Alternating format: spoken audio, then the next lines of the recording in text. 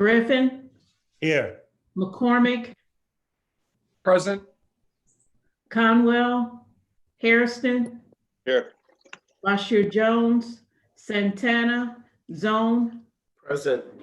Mr. Chairman, you have a quorum. Thank you so much. I'll start off by reading the language that we have to for the disclaimer. And it says this Health and Human Services Committee hearing or meeting is being held during the COVID-19 emergency declaration in accordance with Ohio's open meetings law, as amended by sub HB 197. This meeting is being held using the Zoom platform and is being live streamed on YouTube and on Cleveland's Channel 20. It can also be seen on the Cleveland City Council website and from Council's Facebook page. In accordance with Ohio Open Meetings Regulations, as amended by sub HB 197, notice of this committee hearing was publicly posted.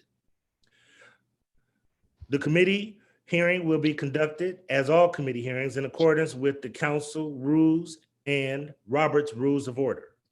The chair will facilitate the meeting and call on persons to speak. If you wish to speak, please use the raise your hand option on Zoom. Please limit your comments to the matters before today's committee. As is the usual practice, any actions to be voted on during the committee will be done by voice vote, called and recorded by the committee clerk. The following meetings held during the COVID-19 emergency declaration will be conducted as virtual meetings in accordance with Ohio's open meeting laws, amended by sub HB 197. The public may observe these meetings on YouTube, Council's website, and Council's Facebook page. That being said, today we're having a hearing to address the recent findings by a special committee assigned by the mayor to review the health department. We're also looking at how our citizens in the city of Cleveland will be served. Before I go forward, I want to make sure that the public understands that we're still amidst one of the most volatile times that we've ever lived in regarding public health. COVID-19, a lot of other health disparities impact this city in a very big way. So never before has public health been so important. That's the reason why we're having this hearing today. We really want to make sure that we understand what happened and that we get an understanding of why this corrective action was taken. We want to make sure that we ask the tough questions, that we want to make sure, how it was able to get to that point. And then we want to talk about how we're going to proceed from here, how this realignment and how this top-down restructuring is going to impact the health of our citizens in the city of Cleveland. We are about to enter the flu season, which is going to magnify COVID-19, and we still have a lot of other issues that we have to deal with in the city of Cleveland. I do want to acknowledge that this committee has had an ambitious agenda since we've convened as the 133rd Council, and that agenda will continue to be ambitious because we believe that public health is essential to having a vibrant Cleveland. So that being said, I'll start off with the committee that reviewed this process, which was led by Chief Tracy Martin Thompson, as well as Special Assistant Marty Flask, as well as Director Nicole West. And the first part of this meeting is we want to understand the processes and how these findings ended up this way. Then I'll hear questions from my colleagues for the panel. And then what I would like to do is to make sure that Chief Martin Thompson and Commissioner Kimball can basically let us know how we're going to move forward from here. We take this very serious, and we thank you all for the time to really be a part of this committee. So with that being said, Chief Martin Thompson, you have the floor, and you can introduce the team that helped do the investigation with you. Thank you, Council Chair and Council members. Good morning, everyone. To my right, we have here, and as you already introduced, Director West. And let me just make sure, can you hear me? Can everyone hear me? Yes. Okay, good. All right, Director West, to my right, who oversees the HR department, Interim Director Kimball over here to the right, who is now overseeing the health department, and of course, Marty Flass, Special Assistant to the Mayor. What we'd like to do this morning first is to provide you an overview of the actual investigation, our findings, our recommendations, what we've done thus far, and some of the next steps that we will take as it relates to the actions. I'm going to turn it over to Director West, and she's going to walk you through the report and talk about the things I just laid out. Good morning, everyone. As Chief Tracy Martin Thompson said, a committee including myself, Chief Tracy Martin Thompson, and Marty Flass conducted an investigation. Our investigation centered around 4 items. The first was the reopening of an internal Equal Employment Opportunity, EEO complaint filed by Karen Aluma. The second was the loss of the STI HIV grant. The third was a review of vacancies, hiring, and attrition within the Department of Health. And the fourth was employee morale and culture within the department. After reviewing those 4 items, we came to a total of 6 recommendations. Those recommendations included a reorganization of the Department of Public Health, including a diagnostic review, professional development for city employees, CDPH staff, and then supervisory employees within the Department of Public Health. Review and oversight of grants that are existing within the Department of Public Health. We completed a survey that helped us understand employee morale, and that will provide us some next steps on continued communication, employee engagement, and further surveys. And then the last was the EEO investigation that was conducted and the decision of that initial report completed by Austin College. So with regard to the reorganization, we took several steps. The first was reassigning Meryl Gordon, who is no longer the Director of Public Health. As Chief Tracy Martin Thompson said, we have Interim Director Brian Kimball, who is the Interim Director. The Director's position will be posted. There will be a competitive recruitment process, and we will use a third-party hiring firm to help us with that recruitment initiative. We held fact-finding or pre-disciplinary hearings that are still in process that we cannot have extensive discussions on because we're still in the investigatory process. But those hearings were for Persis Stosiak and Catherine Romick. Persis Stosiak is the commissioner, and Catherine Romick is the lead epidemiologist in the Division of Health. Thank you.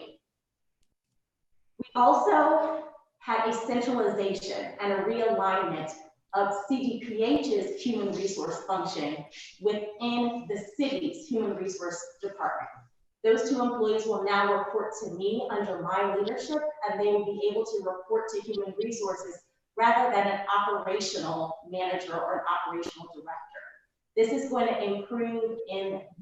continue the improvement that those 2 individuals have already begun within health, focusing on human resources functions.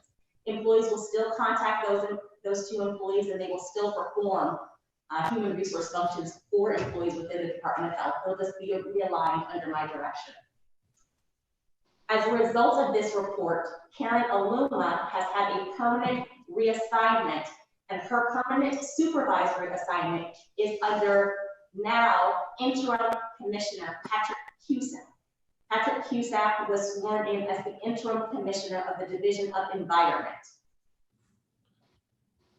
Our last recommendation with regard to the reorganization is what we're calling a diagnostic review. We are going to create a request for proposal to have vendors respond, to have a team come in and do what we're calling an intensive management and efficiency study. They're going to look at all programs. They're going to look at all personnel. They're going to look at grants. They're going to do a deep dive. They're going to provide us recommendations and an action plan for us to continue what we're calling this phase 1, which is the stabilization of the Department of Public Health.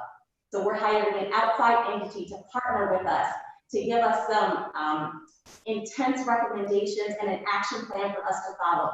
We all recognize that this is not going to be a short-term solution or a short-term resolution.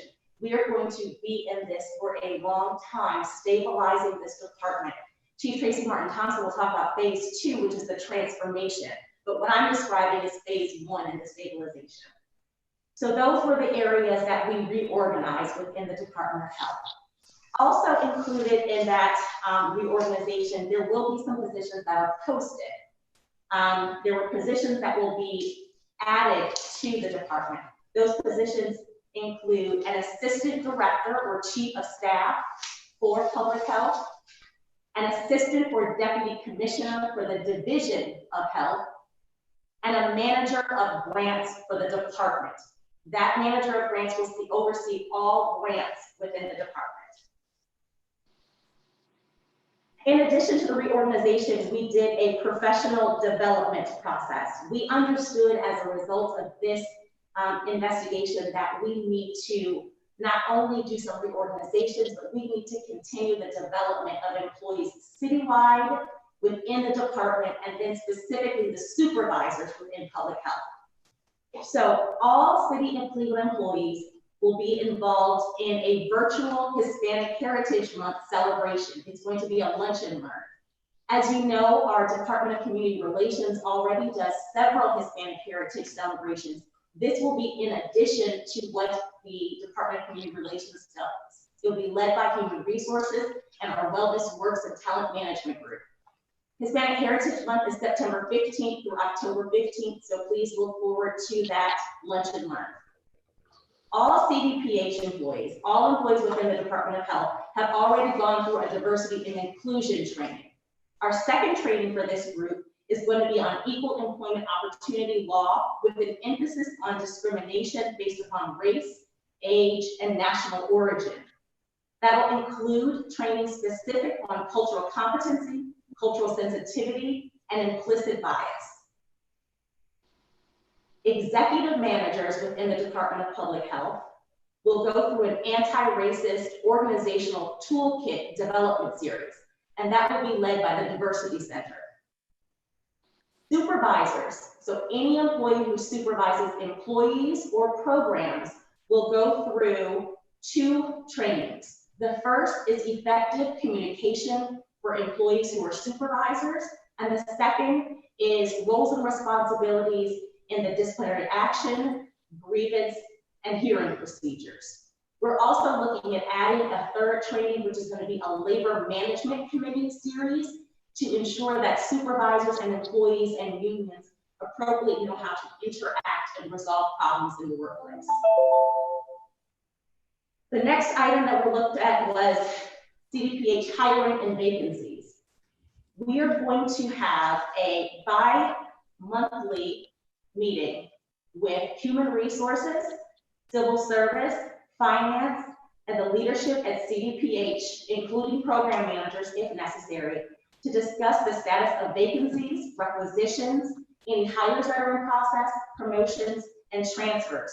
We're also going to look at the job descriptions that are currently being utilized and the employees within those job descriptions.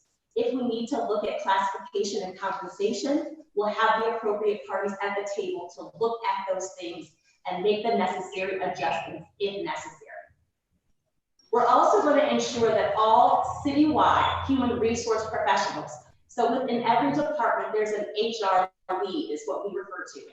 Every HR lead will go through what we're calling a mitigating bias in the hiring process training program that will also be led by the Diversity Center.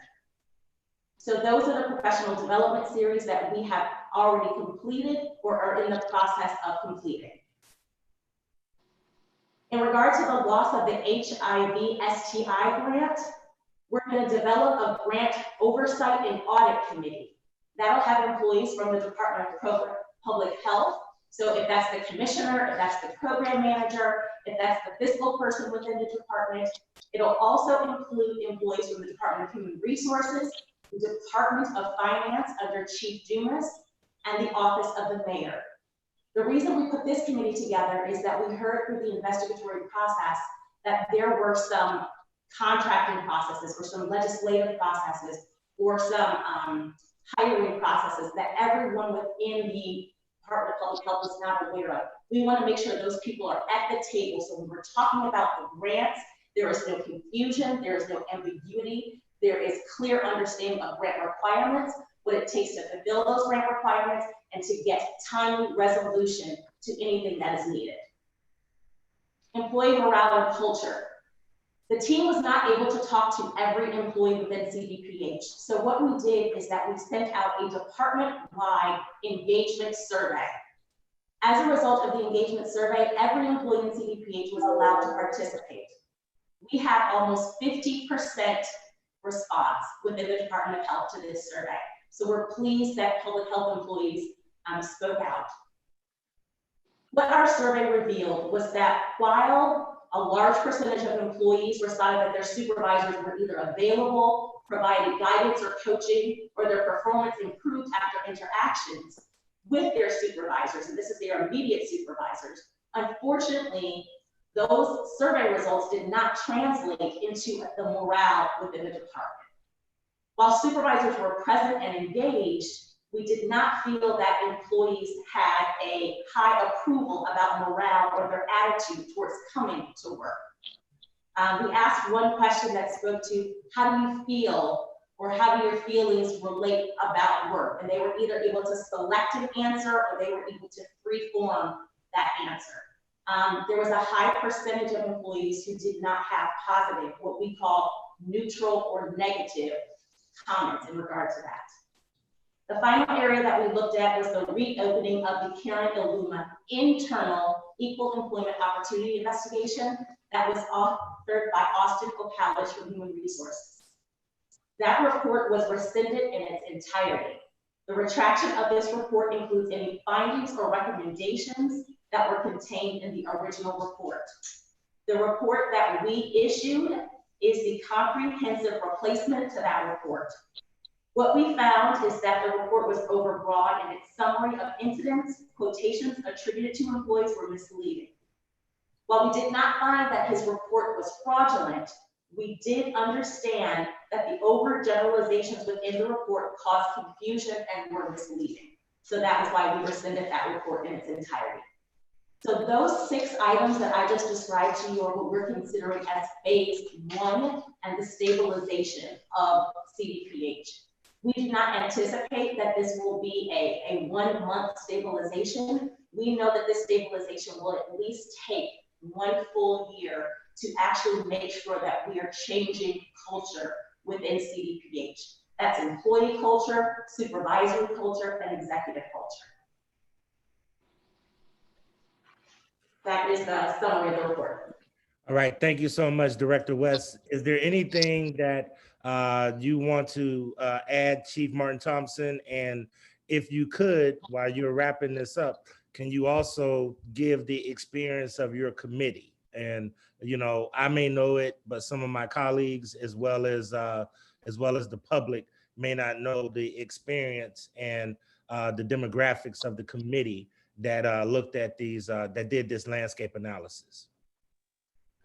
So first, I'll turn it over to Marty Flass. Marty going to give a little bit of his background and his involvement as a part of the process, and then we can each do the same. So Marty? Good morning, Mr. Chairman and members of the committee. You know, we had the opportunity to interview upwards of 24 current and former employees of the Department of Health. And what we found generally was a group of very dedicated and committed employees. But we did identify a number of challenges. You know, I've been here with the city of Cleveland 48 years and served in a multitude of roles and capacities, including chief of police, director of public safety, and as executive assistant to the mayor. So we, both Tracy, myself, Nicole, you know, we've had the opportunity to interview employees in the past. Generally, I think that we found that the workforce in public health was a pretty strong, well-educated, and dedicated group of employees. Unfortunately, they didn't work together as a team as closely as that we could have or perhaps should have. Thank you. Chief Martin, anybody else? I think that pretty much sums it up appropriately. Anything else you would like to add, Director West? No. All right, so let's go into the question and answering side about the recommendations and those things before we move to, remember, I want to do this in 2 segments. The first segment is to really try to dig into the findings. And then the second segment, I want to make sure that the public understands how we're going to move forward and how these changes are going to help us in the future. A couple of questions that I have before I turn it over to my colleagues, and I always like to go in the form of the chair, then the vice chair, who is Kerry McCormick, and then we are joined by the council president. So I want to defer to him after I do the chair and the vice chair. And then any other of my colleagues, if they can raise your hand if you want to ask any questions, because I see we have a lot of interest in this today. The first question that I have is, why now? What triggered this? What made this so urgent to make this adjustment right now, especially amidst COVID-19, going into flu season? Now is not a good time for uncertainty in the most uncertain times that we've ever lived in. So why now? I'm gonna start, we're talking about the Karen Luma case. Sure. To the councilman, so there was an employee who had filed a complaint. As a result of that complaint, Human Resources launched an investigation. Several employees came to individuals in the administration to raise concerns about the content, the quality, and the accuracy within that report. So that is what initially triggered this committee developing, was that we had employees who had petitioned that we take another look and determine whether or not the report from Austin College was accurate. Was it correct? Was it truthful? When we started that investigation, we then saw that there were a number of other areas, whether it was regard to hiring, whether it was regard to employee morale, or whether it was in the loss of the HIV STI grant, that we could not overlook while we were looking into this department. So while it was a critical time, not only in our nation, but in our local government, when employees in those numbers come to Human Resources and the administration, we cannot turn a blind eye to that. We are required to launch an investigation, and we are required to identify recommendations that we think will begin to remedy the problem. Okay. The other question that I had is, when looking at this, and one of the things in reading the report that I did not see, were any of the actions taken by the former leadership of the health department, were any actions that were taken negatively impacted the service that we were providing for citizens? And let me clarify what I'm trying to say.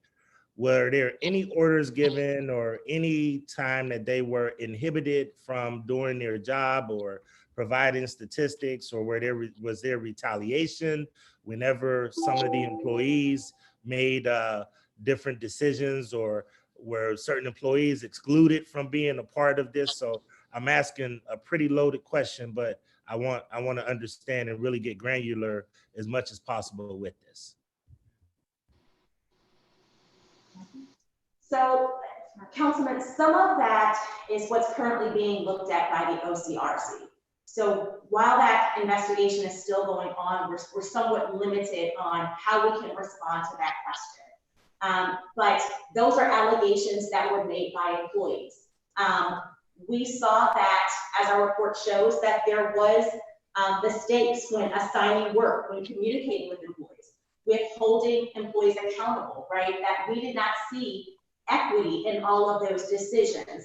But for us to talk to the specifics of that, Councilman, at this time, that's still being looked at by the OCRC. So we have to keep some of those things deferred until the final resolution from the Ohio Civil Rights Commission. And I appreciate your response, Chief. However, if I will just push back a little bit, one of the things that we're charged as a council of doing is oversight. And what I'm trying to get to the bottom of is, were there any decisions made or decision-making processes that hurt our citizens from getting the services or receiving the research or studies and everything else that the health department does? And if I'm hearing you correctly, you're still reviewing that. Is that correct?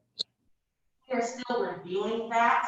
I think one of the things that we saw with the loss of the HIV and STI grant, that there could have been some things that were done better within that regard. And that's why we're developing this oversight committee. We see that there were some decisions that were made that could have been done better, could have been more proactive, could have been more inclusive.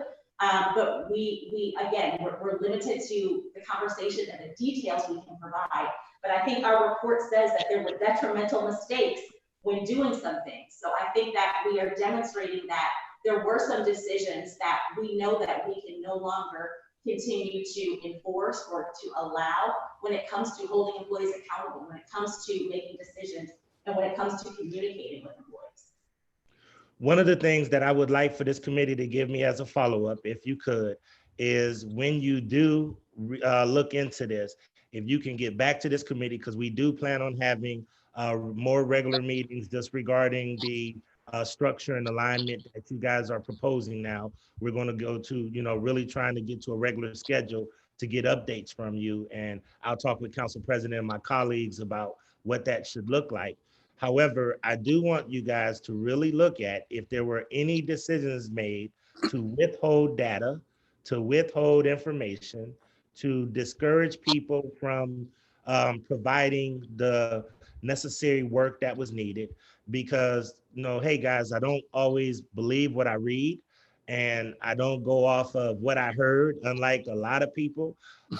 However, we have done a lot of research on this, and there have been allegations publicly made that there has been information withheld and other things within the health department that we believe could be detrimental to the citizens. And I want to verify if that is true or not. So if you guys can make sure that you put that in your parking lot, because we will be revisiting that, okay? Absolutely. Understood. Thank you. The next thing that I would like to ask you is, there's been a lot of pattern and practice, and I know that you can't talk about this, and I'm glad that you clarified, and I might need you to clarify more for the public, that the EEOC complaint was an internal complaint. And you mentioned that an employee, Austin, somebody really did that report. But if I'm understanding you clearly, there is also an Ohio Civil Rights Commission investigation taking place. Is there a federal EEOC complaint? And are there, has anybody had any findings, or has there been a report of no findings? Trying to understand that. Sure. So to the councilman, you are correct. There was an internal EEO complaint that was filed. The report was completed by Human Resources, and that is the report that we have rescinded in its entirety. There is also a federal Ohio Civil Rights charge that has been filed at the city. That charge is not final or conclusive, but at this time there is a probable cause finding against the city, but that is not a final or conclusive determination at this time. That investigation, that hearing process is still ongoing. Okay, and that's going to be something we're going to be very interested in, because quite frankly, there seems to have been, and you guys said that you didn't find it in your report, but there does seem to be a pattern in practice of Black women that have described that they have been discriminated against. And if that pattern in practice is true, then that is very disturbing in a city that is diverse as we are. And we're experiencing that, and that translates to poor services to the citizens. So how did you say that there was not a pattern in practice and you did not identify discrimination broad-based? You admit bias, but you said you didn't see any widespread discrimination. However, a lot of your report is heavily based on more training on diversity, inclusion, the hiring process, et cetera. So if you didn't come to that conclusion that there were discrimination, mass discrimination, how did you, why did you recommend doing so much training and diversity and inclusion? So as our report shows, we did not find that the reason that decisions were made, the reason that work was assigned was in regard to race or national origin. What we found is that there was mistreatment of all employees, well, not all employees, but of employees of all different races, whether they were white, whether they were Hispanic, Latinx, whether they were African American, whether they were male or female, whether they were under 40 or above 40. So we did not find one protected class was treated in an adverse way. We found that individuals within Department of Public Health, multiple employees, were mistreated and there was inequity. So that's why we made the decision that it was not solely based on race, national origin, or an age violation, because we saw employees of, again, of various races, national origins, and ages, and genders being how we felt as a mistreatment or an inequity. So when we look at how employees in their totality were being treated and how those employees had come to us and made complaints and were able to give us specific situations and specific instances, we were able to draw upon the EEOC's definitions of what those discriminatory behaviors are and see that it was not, in our opinion, based on race or national origin, because we saw that too many people that do not have specific race-based or gender-based or national origin-based complaints were still treated with inequity.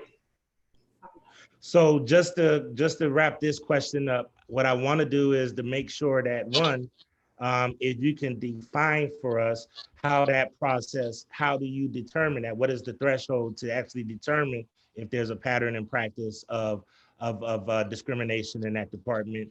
And then number two, what I do want to remind everybody is that we still have the OCRC, Ohio Civil Rights Commission, that is still investigating this. So they could very well find that there is a pattern in practice. Is that correct?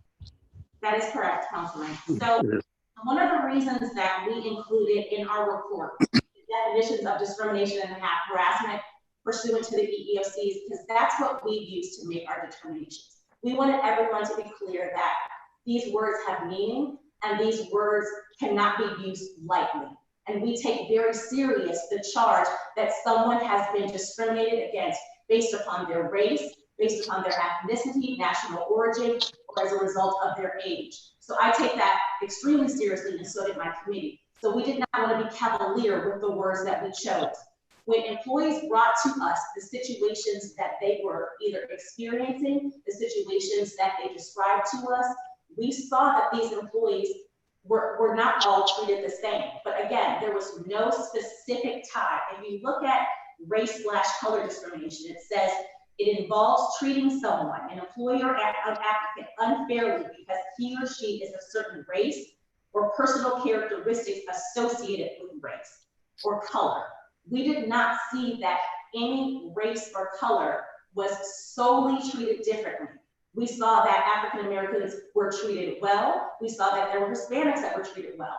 But we also saw that there were Caucasians that were treated inequitably or unequally. We saw that with many races. So that's why we could not say that race, national origin, or age was the sole determining factor in these inequities. We did see inequities. We did see inappropriate treatment. We did see those things, but we cannot centrally tie that back to race, national origin, or age. So we're not discounting what employees felt. We're just saying that we did not see it in the way that they specifically saw it. Okay. And I think Special Assistant Flask had a response too. I see he was about to make ask a question or make a response. Well, Mr. Chairman, the members of the committee, just 2 points. We look very closely at the HIV/STI grant to determine whether or not the loss of that grant and what happened during that loss and the internal operations of the Department of Health would have any detrimental impact in other grants and other grant-funded positions within the Department of Health. The second thing that we looked at, Mr. Chairman, was the number of vacancies that currently exist in the Department of Health. And I think as of this morning, there's either 27 or 28 unfilled positions within the Department of Health. And those positions are all critical, especially during the time in which we find ourselves. So as Director West pointed out, an effort to fill those vacancies, to get people employed, to deliver the kind of services that we need here in the city of Cleveland is critically important. That's why we looked at not only the loss of the grant, staffing, these other issues, to ensure that moving forward, we improve the quality of service that we deliver to the citizens of the city of Cleveland, Cuyahoga County. Okay. Last question, and I'll turn it over to my colleagues. The diagnostic. I believe the health department is 60% grant funded.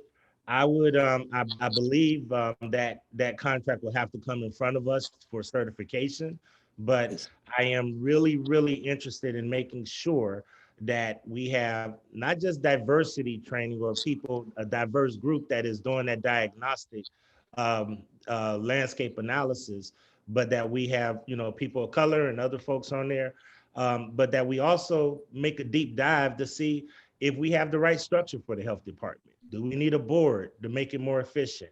Why don't we have a medical director, or do we have a medical director? That's a question that I want you to answer in a second. Are you going to have the state to really make sure that most of the grants that we get come from the states, or are they going to be a part of really helping us to identify this? Because I believe we do need a health department in the city of Cleveland, but I believe that we need to use this opportunity to come out better and to better serve the population that we serve. So number one, do we have a medical director for the health department? And then number two, how will we use this process to really look and do a landscape analysis to see if we need to put more general fund dollars in this, if we need to create a better oversight of it, et cetera. Can anybody answer that for me? So a couple of things, Councilman. So number one, when it comes to the actual diagnostic review, what we absolutely want to do is to look at all aspects of operations of CDPH. We want to look at issues relative to programming, what's going well, what's not going so well, what are the gaps, and what are the recommendations that we need in order to address those issues. Also, as a part of the diagnostic review process, there will be conversations and meetings held with outside partners. That would include ODH and other partners that work with CDPH. Again, to find out what role they play, what role they could play, and again, help us to better understand where we are and where we could be. And then from that, we'll get the recommendations from that committee that will inform our next steps. It will help us to determine, do we have the right infrastructure? What changes we need to be made in order to ensure that the work that's taking place within CDPH stays on track, and then also help us advance to the next level, as I'll talk to you a little later about phase 2 of the work that we're going to actually engage in. And I'm sorry, Councilman, could you repeat the other question that you had? Do we have a medical director, or is this landscape analysis going to determine, critical positions like that we need with the health department? So, Councilman, yes, we do have an individual who is contracted to serve as a medical director.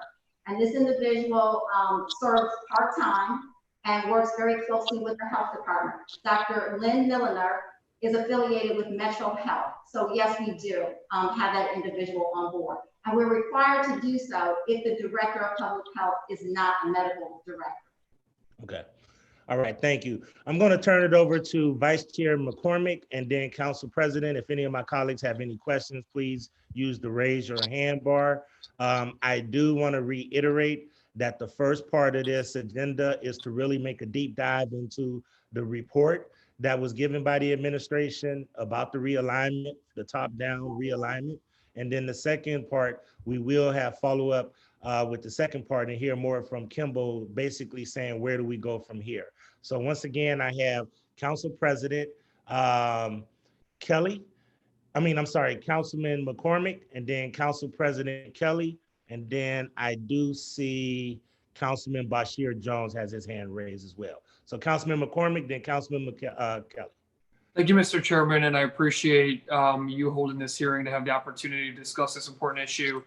And first, let me just say that, Mr. Chairman, as you know, while you and I and others have had a lot of opportunity to work with Mr. Kimball through over the past several years, and for the general public, I just want to share at least my perspective that he is a very thoughtful, competent, and hardworking leader. So I have faith that he will, help us through this transition period as a city.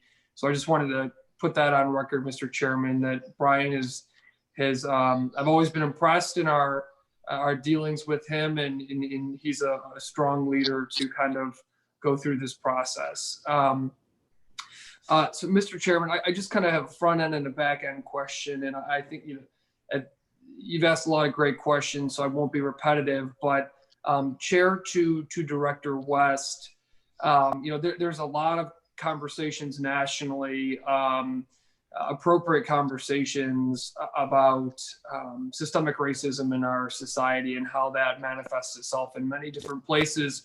Excuse me. But for purposes of this committee, I'd like to focus on the city of Cleveland. We're an employer of almost 8,000 people. And like any corporation, nonprofit, government agency, we've got to be thinking of how the well-being of our employees as an organization. And, obviously no person or organization anywhere is, not affected by systemic racism. It's a deeply rooted, a deeply rooted system that goes back to the founding of this country. So, Director West, as you, I'm sure will remember, in a lot of our committee hearings during the budget, we've asked about employees being onboarded into the city of Cleveland and what requirements are in place when it comes to cultural competency, when it comes to racial equity training. And so I'd like to ask you, Director, broader than even the health department, what are we doing to ensure that when we onboard employees, whether they be the chief of staff or an entry-level position, that we are focusing on ensuring that they have the tools, have the trainings necessary, not to cure systemic racism, but to operate in a space where they are educated, aware of, acting on anti-racist policies. How do we ensure that our workforce has those tools, is prepared? If they need further training or education or tools or information, they get those, so that the city of Cleveland as an employer has an environment that is welcoming to all people. Councilman, I think it starts with us being intentional, Councilman, and I think we have to be intentional when we are hiring, when we are recruiting, when we're sourcing, and while we're interviewing individuals. I think that we can no longer have a culture that is not intentional when we're doing things. One of the things in our recommendation, and I'm sure that you saw this, is that every human resource professional, whether they are in my department or whether they're in a citywide department, is required to go through a mitigating bias in the hiring process training, right? Diversity and equity and inclusion theory and experts tell us that all human beings have some type of implicit bias, whether we recognize it as it's unconscious or whether it's conscious. And as a believer of that theory, I think it's important that we train people to be aware of their biases if they have them, and how to tear those down, and that it does not impact us in a negative way. I would be naive to say that I did not recognize that there are systems nationally that are affecting how people are treated. But I have an obligation as a human resource professional to identify those, to train on those, and have appropriate responses when it comes to human resource professionals. One of the reasons that I require training, not only of my employees, but of citywide employees, is I think that's the starting point.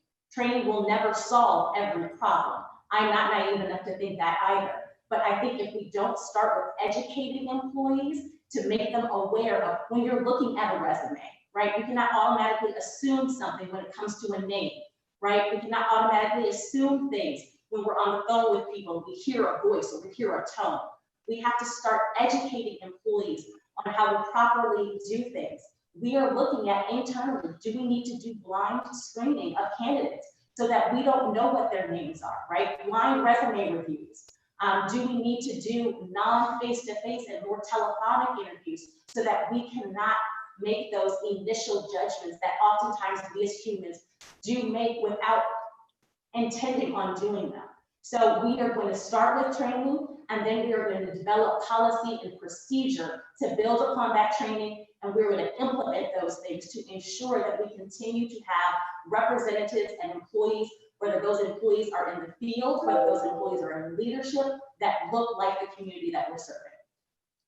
Thank you, Director, and I appreciate that you're a very competent leader as well. So I really appreciate that you are constantly thinking about ways to improve our best practices on these issues. We all learn, right? We all learn as things change and as norms and best practices change as well. So I appreciate that. And as I don't need to tell you, Director, the better environment, the happier our employees, the better service they're going to provide to the citizens in which we're signed here to represent, right? So appreciate that you're continually thinking about that.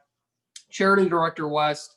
So that's, kind of thought on the front end, right? How do we get our employees to a place where they are equipped as possible? If I'm an employee at the city of Cleveland and I'm concerned, I feel that I've been discriminated against based off of a protected class, right? Whether it's my gender, my race, my sexual orientation. What is the process for me to safely address that with HR? And this is just for my edification, Director. How do I address that without fear of retaliation, or what's the process there? So any City of Cleveland employee can come to Human Resources specifically and file a complaint. Now, we normally like to have a conversation first, so we better understand what exactly is going on. If we see that there is an immediate cause for concern, we will separate, we will remove, we will put people on paid administrative leave. We'll do whatever it is immediately necessary if we at first see something that is concerning to us as human resource professionals. But the first step is that employee coming to talk to someone in the Department of Human Resources or their departmental human resources employees. And then we'll work with those departmental human resource employees to ensure that that complaint can be filed. One of the things that I always tell employees when they file a complaint is that we require that there is no retaliation at the City of Cleveland. So every time I launch an EEO investigation, I have to go through a series of policy education portions, right? And one of the primary things that I tell people is that you cannot be retaliated against as a result of filing this claim. So if at any time you are being retaliated, I give my number out all the time. It is critically important that employees speak up and say specifically what is going on if they feel that they are being retaliated. But if someone is in a protected class and they feel that they are being treated in a way that is either in retaliation, is being harassing, or is in a discriminatory manner based upon a protected class, there is a policy and procedure within Human Resources to launch an investigation and find the truth of the matter. Thank you, Chairman. And I, again, together as a city, I hope we can continue to think about the ways, even, above and beyond what we're currently doing, to make sure that new employees, existing employees, again, whether, it's an issue of gender, sexual orientation, race, that folks know that, working for the City of Cleveland, you will be, treated equally fairly and, supported without consideration of the protected class.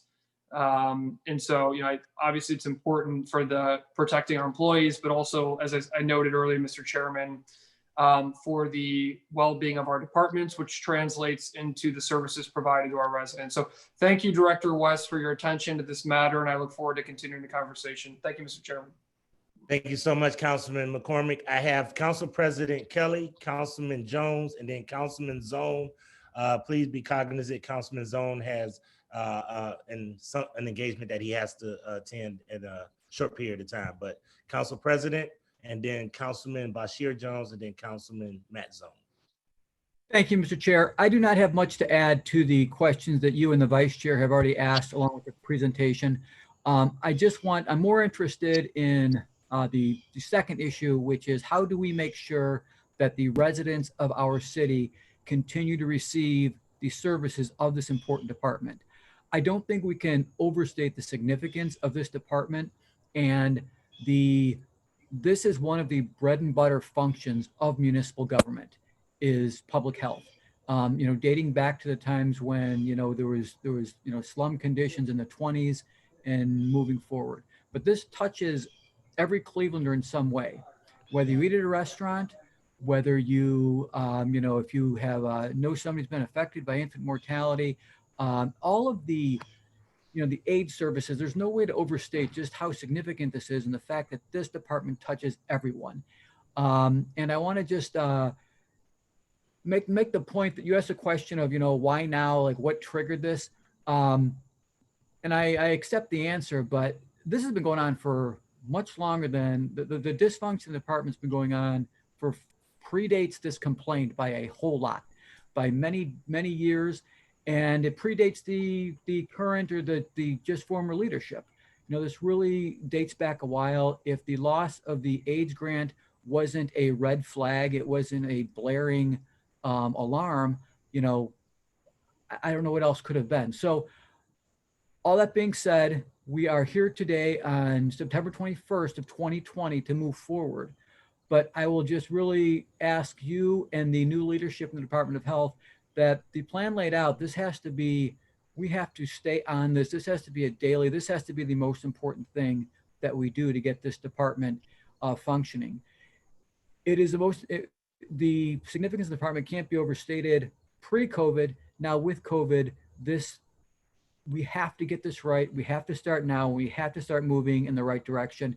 And again, the dysfunction predates this complaint by a lot.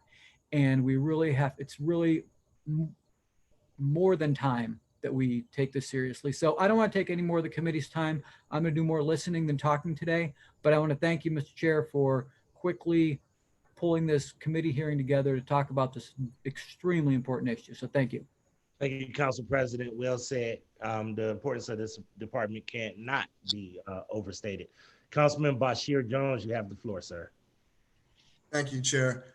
I first want to say, man, Chair, man, you're doing a great job, brother. Really, man. I appreciate the work that you're doing. I appreciate your courage, and you just keep on hitting home runs, man, with these committee hearings, man. And I really appreciate it. And I might be a little bit biased, Mr. President, but I got some great chairs, man, from Brancatelli and Zone and Griffin, man. These guys, man, are just really loving people, man, who are not afraid to touch the serious issues. And I appreciate that. And the people appreciate that. So thank you. I just want to go back over a couple things. Number one, I just want to be crystal clear that without a doubt, the health department is not the only one suffering from these issues. And I can guarantee you that if we begin to go through every department, whether it's the safety forces that we already seen, there's been an issue with diversity. If we look at the health department, if we look at every department, I can guarantee you that there are people who are experiencing this. So the first thing I want to say is I really want to go back and highlight my colleague, man, Councilman McCormick's question, because I didn't really feel like it was, I didn't get the answer that I was hoping for. So I just want to reiterate the question, and that is there a system in place? Is there a system in place, the chairman to Director Martin? Is there a system in place where our city workers can speak about discrimination anonymously? Is there a system in place? So Councilman, I'm going to take that question. This is Nicole West. Employees contact our department currently all the time in the anonymous complaints. We are then required to look into those complaints. Now, I will be honest with you, the trouble with anonymous complaints is oftentimes they don't provide enough facts for us to actually make informed decisions upon. We understand that anonymous complaints are part of our process, and that when an anonymous complaint comes in, whether it's via telephone, whether it's via email, when there is an anonymous email listed, or whether that is by letter, we are required to look into that and ask the questions that are contained in that complaint to find out if there is truth or validity. But there is little we can do to follow up with that individual and to have some closeout measure or mechanism, because that complaint did come in anonymously. But yes, there is a process in place to investigate any anonymous complaint. And if that complaint is found to have legitimacy and accuracy, we remedy those, but there is not a public-facing report that comes out because it was an anonymous complaint. Okay, thank you so much. So to the chairs, that means that the anonymous, that means that it's not working. That's what that means. That means that if people, so whatever questions we're asking, whatever that system is not sufficient for people to get the help that they need. Am I overstating that, Director Martin or Director? I would say it's an overstatement because we do remedy those complaints. There's just not a public document that comes out. So if someone comes to me, But if they're not, I'm sorry to cut you off. Please forgive me. If they're not, if they don't give you the full information, then you're not able to remedy it. So I guess my question is, we all have like a customer service, like phones or whatever, or, some type of customer service, and they're able to track from complaint to completion. Do we have a system like that? we don't have a technology system, no, sir. We don't have Technology system. I'm sorry. I don't mean a technology system. I mean, do we have the ability from complaint to remedy of complaint? Do we have a system from beginning to end? Do we have that? Director. I'm sorry. Yes, we do. So when an anonymous complaint comes into human resources, so you have to remember that there are probably multiple ways that a complaint can come in. It can come in through the Mayor's Action Center, and those, as you know, are all tracked from beginning to end, from the beginning of the complaint to the resolution. If that comes to human resources, then we have an internal tracking system as well. If it comes in through the departments then will investigate those, and if it rises to the level of needing intervention from Central Human Resources, then we will be involved as well. But yes, there is tracking of complaints within human resources. Okay. So that sounds like it's not together. So Chair, what I would suggest is that we need to have a system. We don't need to have like 10 different ways. We need to have one system that we're crystal clear to employees that if you are dealing with an issue, this is the way to go. Don't go this way, that way, all these different ways. This is the system that you can go towards and get your situations handled. And what I would like to know, Chair, and we should be able to know this, is what percentage of complaints are taken care of? What percentage? If there has been 200 anonymous from all these different tracks, how many of them have come to a completion? Chair to the Director, are we able to have those numbers? Director. Say it again. Councilman Griffin, I didn't hear you. Councilman Jones just asked the question about, is there documentation that has the numbers that shows the percentage of complaints that have been resolved? Councilman Jones, do you want to restate your question so that they can clearly understand? Chair. So I want to make sure I understand. Are you looking only for the anonymous complaints or all complaints? Let's say all complaints. Do we have a percentage? Do we have, as from human resources, are we able to say 85% of the complaints that come in, and whatever way they came in, are fulfilled and they've been taken care of? Are we able to have that? Yes, so yes, we are. We track everything. So I don't have the percentage here, but we can provide that to you. And when you say are resolved, are you meaning they're closed out with a recommendation? Is that what you mean by? Yes. Yes. Okay. Then yes, we can provide that information. Okay. Councilman, would you allow me to clarify that for them? Yes, Something, because I think you're onto something, if you don't mind. Yes, Chair. Can we see what dashboard you use that captures all of it, everything that he's asking about? Can we see all of them? How many have been sustained? How many have not been sustained? So that we could actually look at and actually see the data of pattern and practice. You don't have to do names, but you can give us numbers to say we received 200 complaints. These complaints came in this way. These complaints came in this way. This is how many were sustained. This is how many were not sustained. Councilman, could you want to elaborate so we can? Once again, Chair, man, that's a home run, man. It's crystal. You know, we play with words. We play with words, and it's like a mental tennis match. But the fact is, I'm very interested in seeing for our city will not get better and will not grow if the very people who work for it don't feel protected. So I just want to know, for those who are turning in these complaints, how are we making sure that their complaint is being handled? And so yes, that dashboard, Chair, I think that would be great. So Chair, is there a way that we can take a look at that and see what system do we have in place? We're talking about people who are making complaints. And as I said, I can guarantee you, and I'm gonna get to my next questions and I'm gonna be done, Chair. And once again, thank you for your patience. I would like to see, we're speaking for people right now. So I wish that we had the people who made the complaint, because to hear earlier from the director that, and if I'm making a mistake, Director Amar, please tell me that what you guys came up with is that people said that they were facing discrimination, but according to what discrimination means, you didn't find a correlation between the two. Was that correct, Director? Chairman to the Director? So what we found is that people of all races were treated inequitably. So we could not find one race or any protected class that was solely treated poorly. We found that multiple races and ethnicities and ages were treated poorly.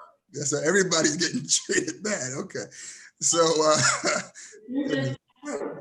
yeah, I mean, I appreciate it. So our hate has no bounds. We're just everybody can get it. But anyway, okay. So Chair, I'm sure that this is an issue with all departments. I'm crystal clear. I'm sure of it, and we're seeing it happening in the safety department. We're seeing it happen. But Chair, I want to ask you, we don't have the people.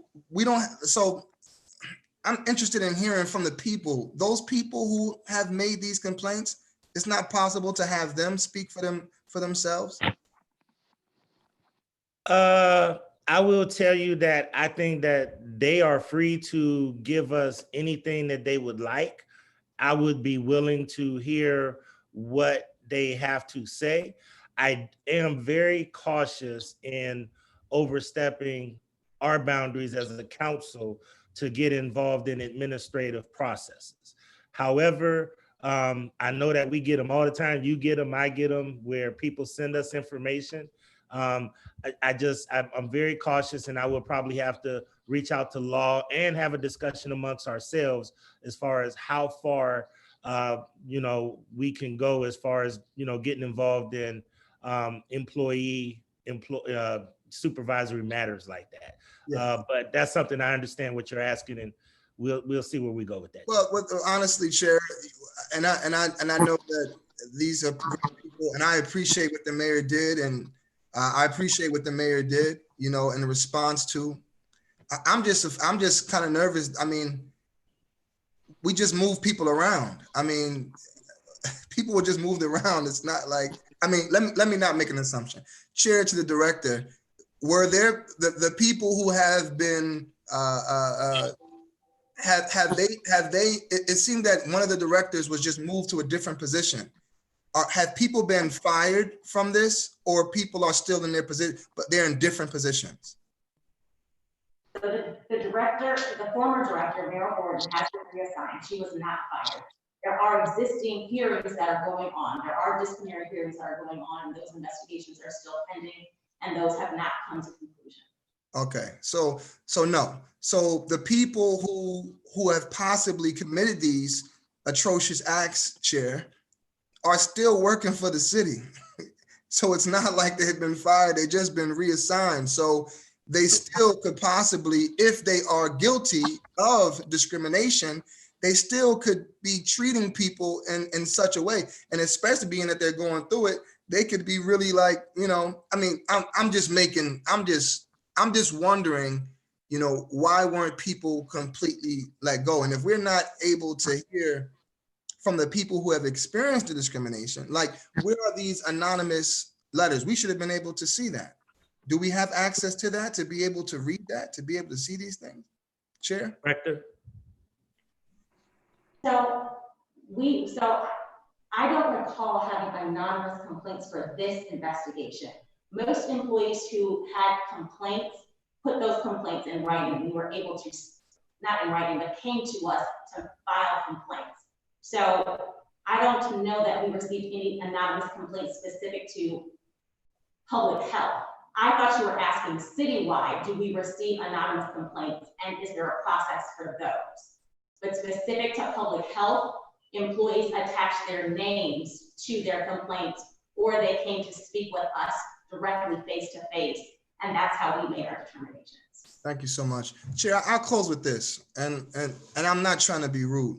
I'm not trying to be rude. And that's usually the sign that something is about to be said that could come across as rude, right? But it just doesn't feel like we give a damn. I mean, excuse me, Chair. It just feels like we don't care. That's what it feels like. It feels like it feels like we're just always trying to make our employees, or anytime that we're wrong about something, that we got it wrong, it's like we're just trying to like cover it up or make it seem like everybody else is wrong and we got it right. No, the city has become, or has been for a long time, the biggest purveyor of racial injustice within its own boundaries, man. I mean, let's just be real. Let's just be real. And then when we keep on like hiding stuff, and no, we got this. Oh no, this is in place. Oh no, and now we just shuffled the health department. That's all we did. You didn't remove anybody. You just put them in a different position. That's ridiculous, man. That's ridiculous. We are continuing to be so now through the leadership of Chairman Griffin and our council president and all my great colleagues pushing racism to declare racism a public health crisis. And now imagine that the council that passed this works with a city that's the biggest purveyor of racism within its own walls. And now, and what the director just said, which isn't hard for me to believe, because if you are discriminated against the majority of this population, then surely you discriminate against women and white and Latino and so forth and so on. So we have to, at some point, Malcolm X, he said, if you stick a knife in my back 9 inches and you pull it out 6 inches, that's not progress. You will have to pull it all the way out and begin to heal the wound. America won't even recognize that the knife is there. We're not even recognizing that the knife is there, Chair. We're sitting here talking, like these people who have been going through discrimination. There's people who've been working for this city and they've been experiencing discrimination for 10, 15, 20, 30 years, man. And no one has come to their side. And as a result of that, they hate the city, brother. They work for it because they got to survive. But imagine what impact does that have on city services? I really want you to think about that. What impact does that have on disgruntled employees who don't feel protected? What impact does that have on city services? Do you think that people are going to mow lawns and pick up trash with fervor and love for the city? Absolutely not. Do you think that they're going to do the city services in a way with love? No, they're just trying to get a check. But we have to stand with our employees, and that when they feel discrimination, we have to stand by their side. And whether or not some EOC or BOB or whatever says what discrimination is, the fact is that they've experienced it. Women have experienced discrimination working for the city. Black people, Latino, those who are with the LGBT community, they've experienced it. So are we to say, well, it doesn't really match what this group says what discrimination is? So if we're serious, Chair, this is what I'm asking for. This is what I'm asking for, Chair. And as President Kelly said, this is one of the most important departments in the city. And shuffling people around is not going to deal with the issue. That's not going to deal with the issue. People need to be fired. People need to be let go. And people know who are those people. People know it. So stop hiding it. People know who have a consistent pattern of being discriminatory against people based upon whatever differences. And it's happening all throughout the city and city departments. So Chair, we need to have one system, a system that we all can push people to. And I know some people are going to make anonymous anonymous stuff, and it may not be correct or whatever the case, but at least we have a system that we can say, Chair, we can say from complaint to completion, we were able to deal with this issue from complaint to completion. And it should be one tunnel, one dashboard, as you said, that people can go to. Chair, I appreciate you, man, for putting this on. I appreciate your courage. I appreciate you for taking this as very serious. And I just hope from the administration that there's a sense of people want to hear empathy. People want to hear that we truly care about what the people have experienced and that we really have a plan to change it. Right now, Chair, I don't hear a plan to change it. I just hear that we just shuffle the deck. And ultimately, what'll end up happening is those people who made these complaints, which people know, they'll begin to experience more backlash because they spoke up. And then what it will do is people will continue to suffer in silence. And then that will have an impact on city services. And then that will have an impact on population. And then that will have, you see how it goes? It goes on and on and on and on. Pebbles become mountains. If we address the pebbles, there won't be a mountain. And if we're going to fight against discrimination, we need to start right within our city. Thank you, Chair. All right, thank you, Councilman. And we'll follow up on Director West. I just want to follow up on that if we could, on what that could look like to get that report back or what we're actually doing and what can be. I have Councilman Matt Zone and then Councilman Anthony Hairston. Councilman Zone. Thank you, Mr. Chairman. I apologize too. I need to jump off the call at 10:55 for another Zoom call at 11. Every issue or challenge that confronts us is really an opportunity. And I'm curious, so I appreciate it hearing Director West outline the 6 recommendations around, reorganization, the professional development, the supervisor development, reviews of grants. All of that is really good. Director West, could you talk about, you said you think that maybe until a full report is issued and until we can actually start implementing some, we're looking at a year. Could you briefly just create the timeline for the diagnostic review by the time you bring on this consultant and create that timeline for me, please? So Councilman Zone, I'm going to take that one. So what we'll do is this, we're going to issue an RFP for an outside provider to come in and assist us with this process. We anticipate putting the RFP out within the next 3 to 4 weeks, getting that out, having it out there for about 30 days, having the committee to review and make some decisions, make a selection and get a contract in place. Our goal is to have that in place by the end of the calendar year so that work can begin by the beginning of the calendar year of 2021. Okay, very good. And I would assume when that comes on, not only are you going to currently look at in all those 6 areas that you said, but as part of, I don't like to spend a lot of time looking in the rearview mirror, but I've been on city council now going on 19 years. And in the last 10 years, I think we've had 3 health directors, all 3 of them women, an African-American, a Hispanic, and a Caucasian. So hearing that there wasn't any particular class that there was potential I'm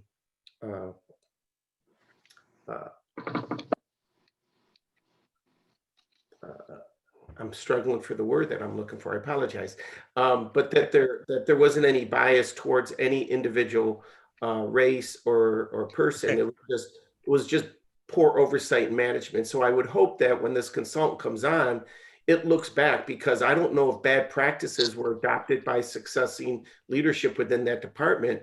And by the time it got to the current leader of this, or the most previous leader of this department, it might have been so toxic inside of that, in that department, that we really need to look at operationally how we move forward. So will this consultant work look back also to previous leaderships within that department?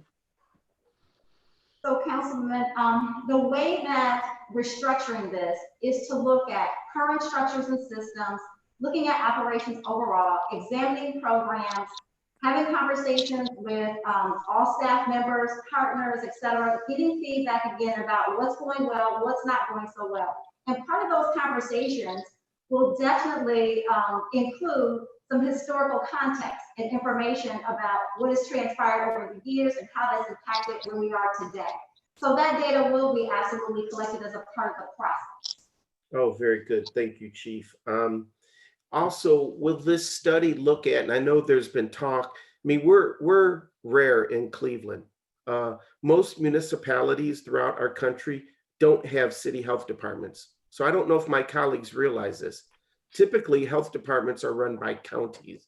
So we are an anomaly here. And so not that I'm a proponent for saying, let's merge with the county, because I'm not saying that, but operationally, I think it creates context. So Chief, or what's your thoughts on the work of how we're operating? Is there a better way and a more efficient way to do it moving forward? And will that be looked at as a part of this review? So Councilman, everything will be looked at, including how we're operating, what makes sense in terms of structures and systems that we need to put in place, if there needs to be a change in the infrastructure. So everything will be on the table, and we'll get that feedback and use that information to help us to make decisions moving forward. Okay, very good, Chief. Thank you. And then, you know, again, we have an opportunity here. It was good to hear that the full staff received diversity and inclusion training. That's great. You're going to do more intentional training with professional development and supervisor development. So this question is more along towards Director West within our HR department. What are we doing across all departments for making sure that the highest ranking individuals in those departments, as well as supervisors, are getting the sufficient training that they need to make sure that it doesn't get to a point where people just don't feel welcome and appreciated? So Councilman, one of the things that we're doing in public health that we've had conversations about rolling out citywide is this anti-racist toolkit training. What the anti-racist toolkit training does is it looks at the policies and procedures and the decisions and the actions, and it looks to make sure that there is equity when it comes to the policies. And when I say policy, I don't only mean City of Cleveland employee policy, but I mean programming policy, I mean residential policy, I mean operational policy. So it looks at all of those. And at the end of this training, it requires all of those individuals who are participants of this training to identify what policies need to be changed. It identifies a timeline that has to occur, and then it requires that this administration continuously evaluate to ensure that those changes have occurred, that they continue to occur, and that there is continual improvement upon those identified areas. So we cannot just pull every, of course, city department at one time. However, this is something that we are discussing, rolling out department by department, but it has to start with public health because that's what we're focused on today.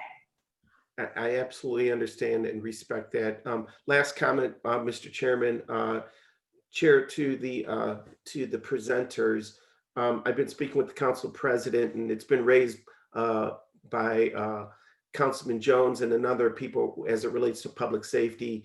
I'm going to be following up with you around what public safety is doing respectively around diversity and inclusion, and creating a real operational plan there. So we'll take that offline for another time. I'm glad that you're Director West, because looking at how you, this is the moment of the crisis that you're dealing with now, but that we can work on something like that in the near future would be much appreciated. Thank you, Mr. Chairman. Thank you, Councilman Zone. I have Councilman Anthony Hairston. Anthony Hairston, you have the floor, sir. Thank you, Mr. Chairman. I also have another call this morning, so I'll be brief. I know we have some other members who would like to speak. First, Mr. Chairman, let me say thank you for you and your willingness to bring this to the forefront, and to all the colleagues who've been asking very tough questions. Many of my questions have been answered, and particularly around the process that is in place that Councilman Jones brought up, of our employees who have the courage and who are willing to come forward. Because it is easy for them to fall to the shadows of things that are happening within these departments. But for those who have the courage, even anonymously, to come forward and speak up on these issues, we should not in any way make them feel, not saying that we are, but make them feel that any information, any comments or concerns that are brought forth are minimized and are unwarranted, that we follow up on every single complaint or concern that comes in to the department heads or the HR department, whoever they're reporting to.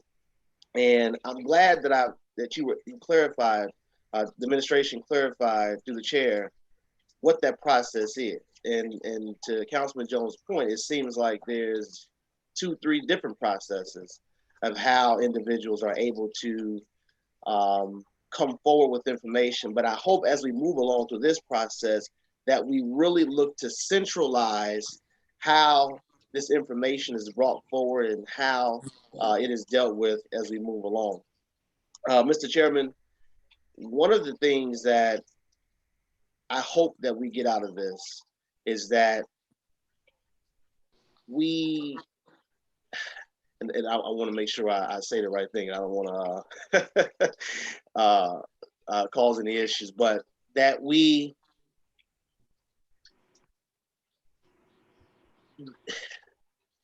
don't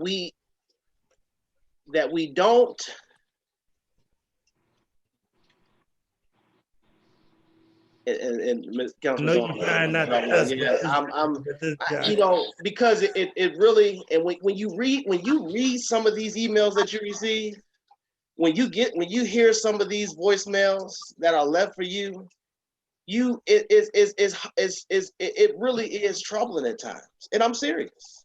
It really is troubling that the people who we represent, some who live in our communities, right?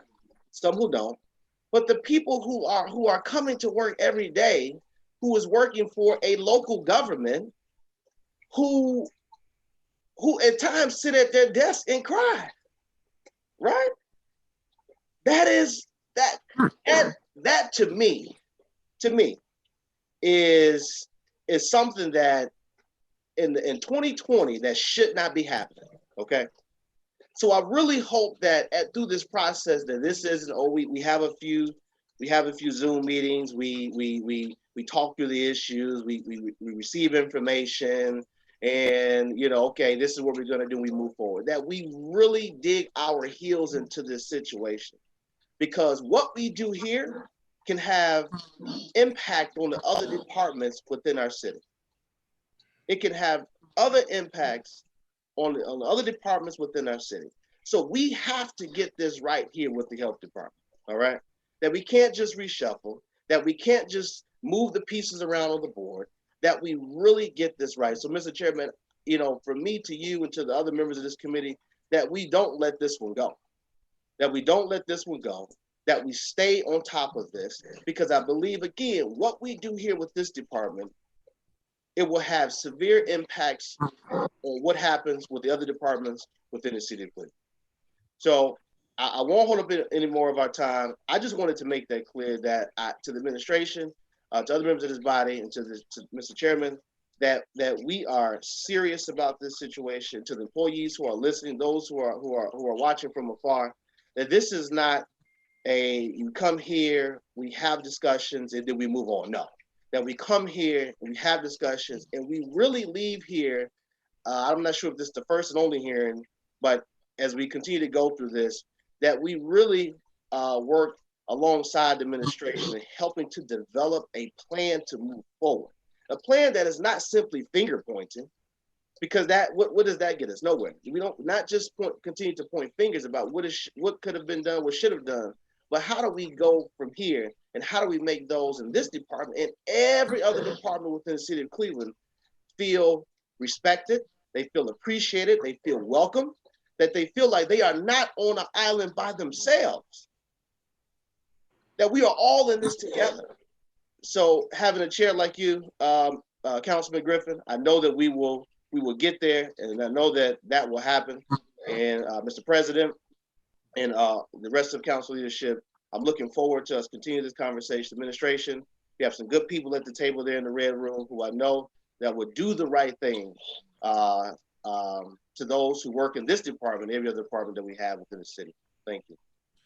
Thank you, Councilman. And I can just tell you unequivocally that I will be totally committed to this. We'll be talking online, offline, in between line, because this is a very important topic, and definitely you have my commitment, and we'll be working closely with the administration on this. Okay. I'm gonna move to the second portion, and I see we're joined by Councilman Conwell, but I really want to try to pivot if I could, and I'm gonna start off with the council president on this one, because I know that he had an interest in this. We want to make sure we understand how the citizens are going to be served. And we want to understand that we're in the midst of COVID-19, about to come into the flu season.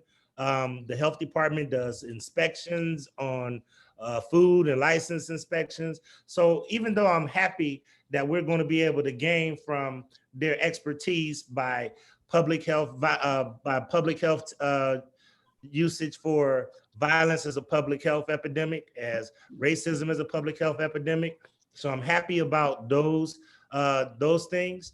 But I do want to understand, how do we have so many vacancies? I think you said 27 vacancies. That is a lot of vacancies. That is unacceptable. How do we have 27 vacancies? How does this impact the services that we provide to the residents? Are we keeping our tracers? Because we know right now that testing and tracing is the secret to dealing with COVID-19. So how are we moving forward? So I'm going to start off, if I could, with Council President, because he had a couple of questions around that, and then I'll move to Councilman Conwell, and then if we have any follow-up questions from my colleagues. So Council President, if you want to lead us in that line of questioning to start off with. Sure. Thank you, Mr. Chair. And again, this is the most important thing that matters to our citizens, is how are services continuing to be delivered during this transition / chaos / whatever we're going to call it in the department. So my question is, of those vacancies, is there any slowdown in the delivery of services for Moms First? Is there anything that's slowing down our AIDS treatment services? Are we meeting our goals in terms of doing our restaurant inspections? Are we meeting our goals in terms of air quality inspections? What are the metrics? I mean, I would assume that if we could function at full capacity minus 27 FTEs, that's how we would have budgeted it. But it's hard for me to just get my brain around the fact that we're short. We have 27 vacancies, 27 FTEs, but yet we're still delivering 100% of services. So I would just leave it at that's kind of my only question, Mr. Chair. And it all gets to the point of what are we doing to make sure that our citizens receive the important services of this important department. So thank you, Mr. Chief Martin Thompson, and then I'd also like to hear from Interim Director Kimball, if I could. So, Councilman, a few things that we're doing, first of all. So I'm working very closely with Interim Director Kimball. So we have a number of meetings scheduled this week to meet with each of the program supervisors in each of the divisions, to make certain that we understand, number one, what's going on, two, if there are any gaps or concerns, and what we need to do immediately in order to address those issues. So we'll be meeting with the COVID team, as well as, again, each program manager in each of the divisions, so we can get our arms around that, to know if there are any gaps, issues, and what we need to do immediately to address that. When it comes with the vacancies, this is absolutely a critical piece of the puzzle here. We have to move forward with making certain that we backfill those vacant positions. As a result of that, as Director West noted in her report, what we've done is establish a team consisting of HR members from Director West's team, as well as Marty Flask and myself, we'll be meeting with the program supervisors as well as with the commissioners and Director Kimball to make certain we have a plan in place in order to fast track and get those vacancies filled. So we're moving forward with that. Our first meeting is tomorrow, and we are committed to making certain that we fill those vacancies because it's absolutely essential that we have those positions filled. Thank you. And through the chair, I guess my question is then, hearing that response, I guess my question is, as we are present today on September 21st, do we believe that services continue to be delivered in the manner that they should be, or we're evaluating that and we don't know just yet? So Council Chair, to the councilman, a few things. So I cannot say that for every single one of the program areas that there is no issues in terms of having enough staffing, because that's one of the things that we're going to do, is have the conversations with each program manager so we can understand that. Now, we've been able to continue services, things have been moving forward. During our conversations and our interviews in general, we haven't received any information that has advised us there are any concerns about continuing the work that's being done right now. However, in order to really understand that, we have to have the conversations with the program managers. I'm going to turn it over, though, to Director Kimball, because he can give a better understanding as to if there are any concerns at this point in time. Thank you. And good afternoon to all. To Vice Chair McCormick, thank you for those kind words. And to Chair Griffin, thank you for the call you gave me just recently. To the Chair, to the Councilman, in regards to whether or not we are meeting all our mandates, all our inspections, and our program benchmarks. Over the last several months, we have been able to, let's take, for instance, our restaurant inspections, because I think one of the questions. We've been able to continue to do those during this period, but understanding that a lot of these restaurants have been closed. So that eliminated some of those required inspections.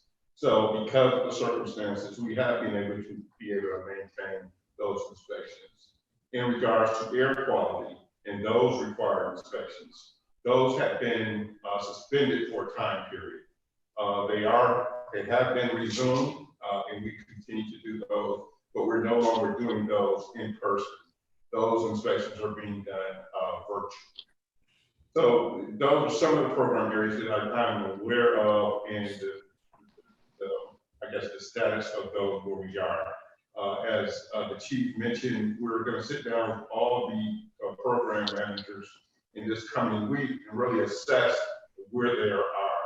But understand that there was a period of time where a lot of businesses, a lot of service areas that would be normally open during this period were not.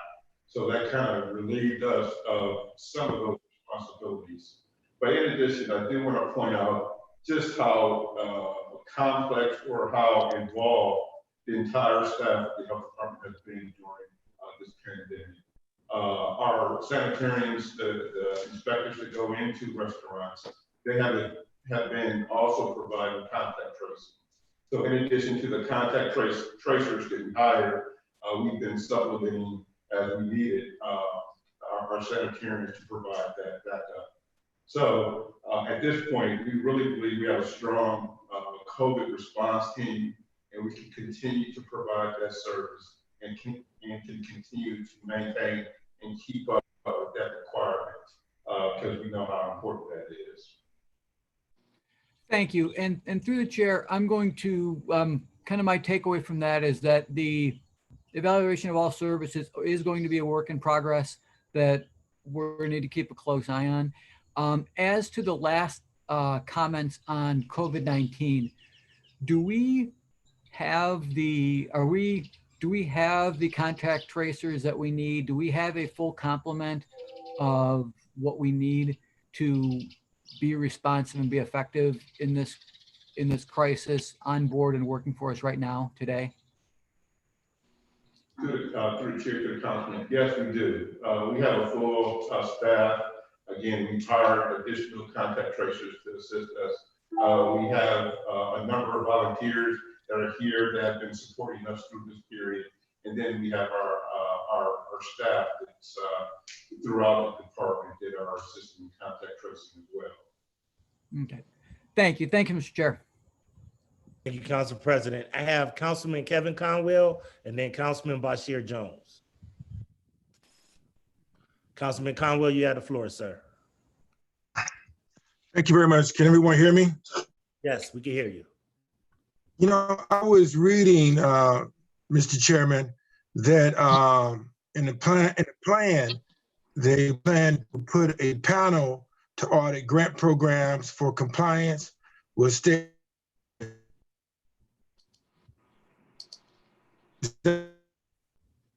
Councilman, can you Can you hear restate me? the question? You broke up on us. Can you restate your question? Okay. I hear that they plan to put a panel to audit grant programs. Is that correct? Yes, Councilman, and I'll defer to them. Can you guys That's correct. respond to that if you could? That's correct, Councilman. We do plan to have an audit review committee that reviews all of the grants to make sure we know where it is in terms of meeting each of the deliverables, any issues, any concerns, so that we have a team in place to support the team in filling whatever gaps they need to fill in order to move forward and make sure that grant is on track. You know, I'm so happy that they have you, their Chief Tracy Martin Thompson. You know, you're very, very, very good, and you believe in quantifying. So let me say this: it need to be not just a panel. You need to have at least 2 to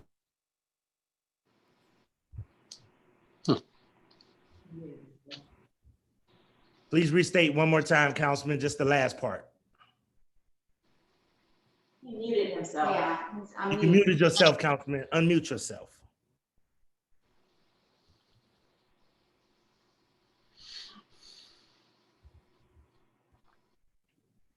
Councilman? I'm going to send him a text offline. I'm going to move to Bashir Jones, Councilman Bashir Jones. Oh, hold on, here he is, here he is. Go ahead, Councilman Conwell. Here's the thing, Mr. Chair. We need to have at least 3 people that's in the bowels of this dealing with quality controls. Quality controls will look at the programming on an ongoing basis, not waiting until you get to a panel. Quality controls will be able to look at the goals and what we need to evaluate.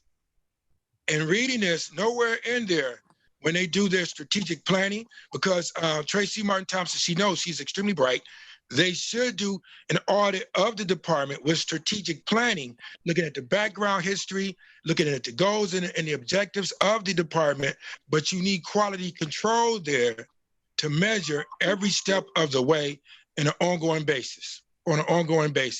And then quality control quarterly will give us a quarterly update to council, who are their funders.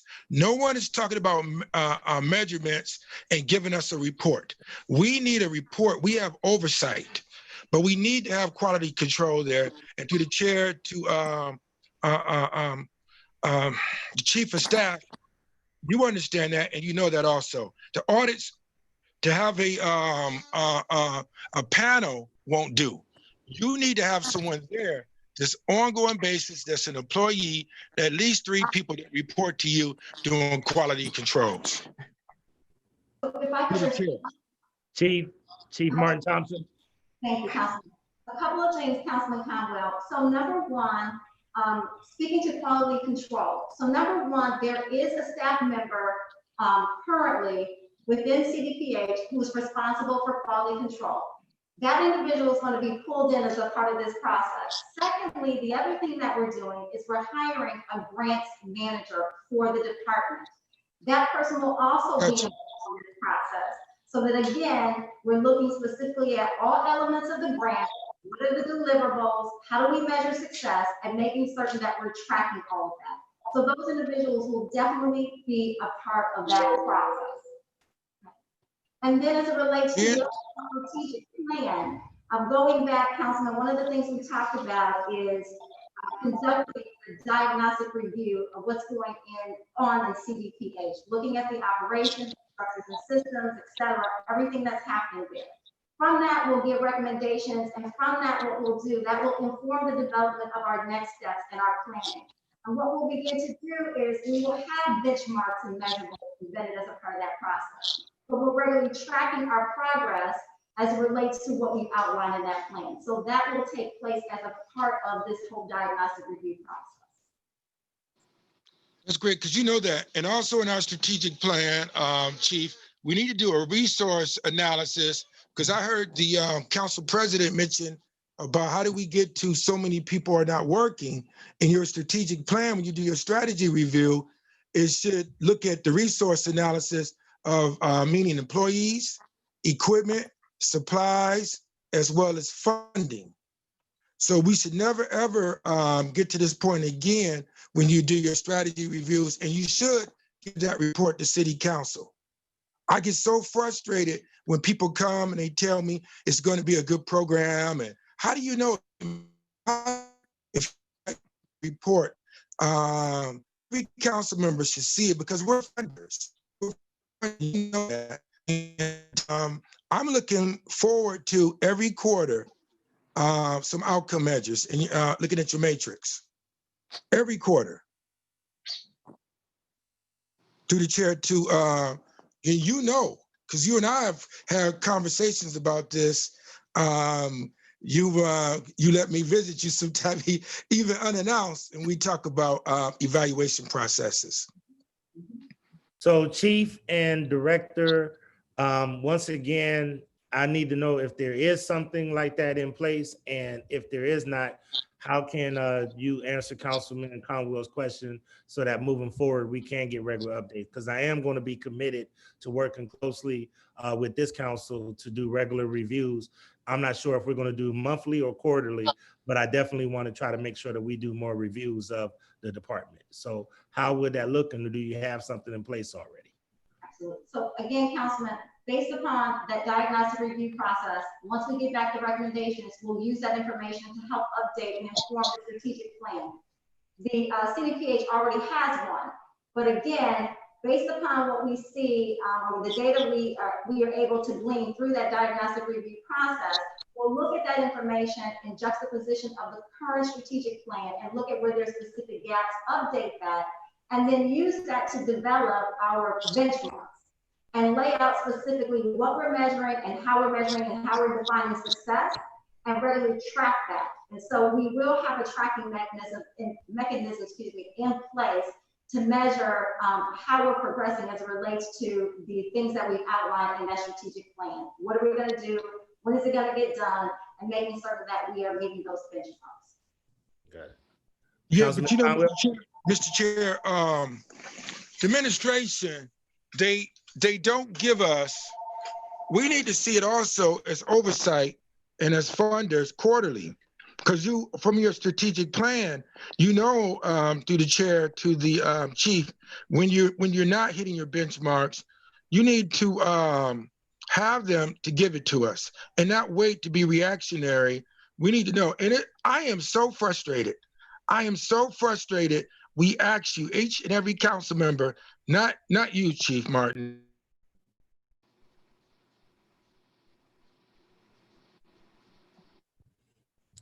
Councilman, you're having technical difficulties again.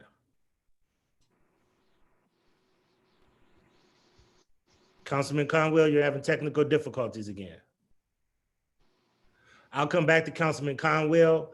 Councilman Jones, you had the floor. Councilman Bashir Jones. Thank you, Chair. Councilman Conwell, he knocks it out the park every time, man. And, you know, when I first got into council, I didn't understand. I couldn't understand what he was speaking on. But what he's really saying is this is how we are able to hold people accountable, that there has to be a process in place that we can measure if we are doing what we say that we're doing. And this is what Conwell is saying, and I think this is a great thing. And I don't know if there's a committee that could be created that Councilman Conwell can chair that can solely focus on rules and regulations, processes and procedures. But we need it because this is something he's been, since I've been here, something that he's been beating the drum over and over and over again. And I'm sure he's been beating it long before I got there. So with that being said, we have to really, put something in place. Chair to Director Thompson. Prior to you taking over this task, and may God bless you, sister. You were already doing a lot of work for them to just. That's crazy for them to just get this to you. It always takes a woman to come and take it over. So good job, sister. May God bless you. Any way we can be of support, let us know. But my question is, what happens to what you used to do in regards to young people and when it comes to the recreation centers and trauma? I mean, God, Lee, that's a lot. Are you going to be doing that as well along with this, or has that been thrown out the window? Like, what are we doing with that? Chair to Director. So, through the chair to the councilman, absolutely not being thrown out the window, councilman. This is something that's very essential, and in fact, it goes hand in hand to what we're doing with public health. So, and we're going to talk a little bit about phase 2. So phase 1, what Director West laid out, was about reorganization and stabilization of CDPH, really helping us identify what are the key gaps and what do we need to do to respond to those particular gaps to ensure that CDPH remains on track. So that's phase 1. But phase 2 of this work is really going beyond what we provide traditionally in CDPH. We'll continue to do the traditional work, but we have to begin to respond to the current and evolving needs of the communities that we serve. And as a result of that, one of the things that we're expanding as it relates to CDPH and what we're going to do with that is really have a focus also on health inequities and disparities, and really begin to examine some of the root causes of some of these issues, what populations are being impacted, why, and what strategies we need to employ in order to begin to tackle some of these issues. Very similar to the work that we're doing with the Trauma-Informed Care Neighborhood Resource and Recreation Centers, and making certain that we have social support services and resources there in order to assist and work with the communities. It's about making certain that they have equitable access to what they need in order to live healthy and quality lives. So this goes hand in hand. And it's one of the main reasons that the mayor decided to actually move CDPH in my cluster, because this work is so closely aligned. That's amazing. I know that when we get on these type of platforms, we have to. I really wish that I really look forward to having some dialogue with you to see how I can be of assistance to you, sister, because that's a lot. That's a lot, and we're talking about 20-something vacancies that need to be filled. Dealing with a department that you gotta, it seems like we probably the most consultant city in the world. I wonder how many contracts do we got out there with just consultants? Because we consult for every goddamn thing. Goodness gracious, man. And Councilman Conwell always brings up how are we monitoring this. And I'm not saying this to you, Director. I'm just saying that we always bring in outsiders to come in and help fix our stuff. And it just don't ever feel like it's getting fixed. It just feels like we just constantly, so anyway, chair to the Director, may God bless you and your team. This is going to be a hard task, especially during this time that we're in. And, I really would like to see, Chair, just to reiterate what we talked about in regards to how are we measuring this stuff. And Councilman Conwell brings this up all the time. And Councilman Conwell, it finally has clicked in my mind that that is our issue within the city, is that we're not clear about the measurables. We're not able to come back and say, Chairman Griffin, we're not able to come back and say, this is what we accomplished. We're just constantly, it's like we're going in a circle, man. And it's not these great people's fault. And I don't really know whose fault it is. I don't know if it's just the culture, if this has been like this for 100 years, but at some point, man, something has to change. So with your leadership, man, I think that we can do it. So thank you, Chair. Thank you, Councilman Jones. Just a couple of things real quickly. So number one, when it comes to the outside provider, the consultant we work with to conduct a diagnostic review. And had the opportunity to do this many times before. It is critical, and this will happen in this process, that we work hand in hand with that provider. It is not issuing a contract and telling that provider to go off and go and do your thing and bring back a report to us. We have to be a part of that process every step of the way. In addition to that, let me also say, when it comes to creating accountability structure, one of the things that's very key and important as a part of this process is that as a part of that accountability structure, we infuse in that a continuous improvement model, where we're constantly not just looking at whether we met the targets or not, but understanding why. And if we're not meeting the targets, understanding what's at the root cause of that and what do we need to do to correct that, making the corrective actions, and then implementing and continuously monitoring that. So it will be a part of that process moving. Yes, ma'am. Thank you, ma'am. Thank you, Councilman Jones. Councilman Conwell, I believe you said you're back up. I'm back up. And here's the other thing, back to strategic planning, to the chair, they need to focus on, Councilmember Bashir Jones mentioned, the culture. How do they want their culture to look like? And saying that when you bring in a new director, the director back to also, you can measure culture as well. Or here's something that I don't understand. You mentioned that it's an issue, however, and I can't quantify how many, but there's been a lot of African Americans that have left the health part. How can you have people inside? How did they measure about? In the paper, there was no racial issue. So how do you measure that there was no racial issues? To the chair. Councilman, I'm going to try to restate your question because you were in and out. So do you mind if I restate your question? Okay, yeah, restate it. The measurements of the racial issues. How did you do that in the chair before you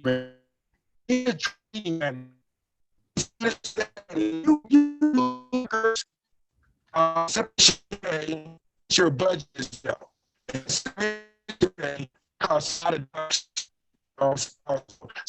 keep hiring people. When you hire people and you train people, it costs dollars. So you need someone in there to constantly train workers, and training is ongoing if you're going to change the culture of the environment. So it's two questions because Councilman was in and out again. I want to make sure that his question gets answered.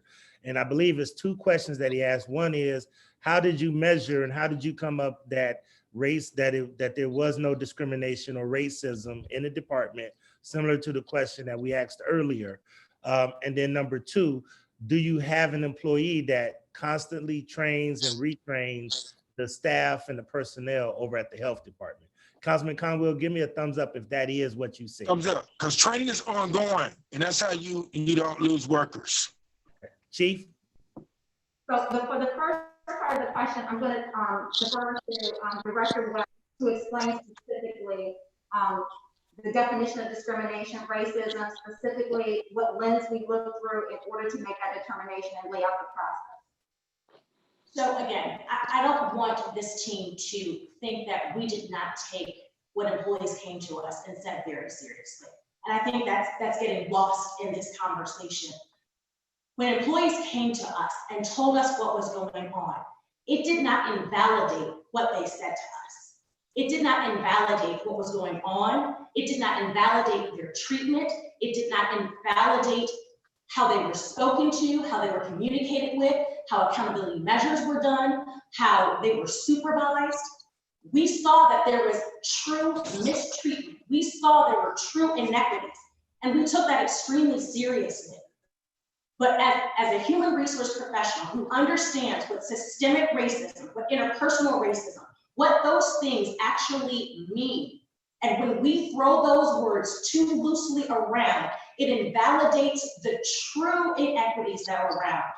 And people don't understand that I don't have the luxury of just saying that everything that occurs when there's a mistreatment of an employee, when there is inequities with an employee, that because someone feels that it is racism, that it is. I will never take away what someone feels, because there are processes in place, there are procedures in place, and we do find probable cause when those things exist. So specific to this investigation, when employees told us what was going on, we found truth in what they said. In the examples they provided, we found truth. But what we could not find is that when people were mistreated, when people were given directions, when people were held accountable, that there was any specific race or national origin that was treated differently. And does it hurt this administration to know that people were mistreated? Absolutely, without a shadow of a doubt. That's why we're going to continue to look at this and work on this. This is not something that we're an in and out show. This is something that we know is going to have to happen weekly, daily, monthly. Everyone at this table is invested in making sure that the recommendations that we have provided here are carried out and managed on a daily basis. How employees feel is my work.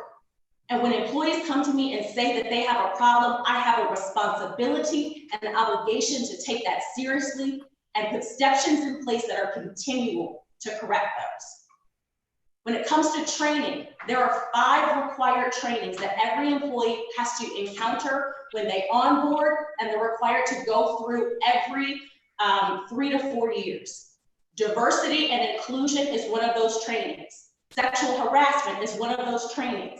Workplace violence. So we do ongoing and continuous training with regard to protected classes and how to inform not only employees, but supervisors on what that protected class is and how we actually combat that. When we say that there are multiple ways for employees to provide information to the city of Cleveland, I don't see that as a bad thing. There is a process by which employees can come to Human Resources and file an EEO complaint based upon a protected class.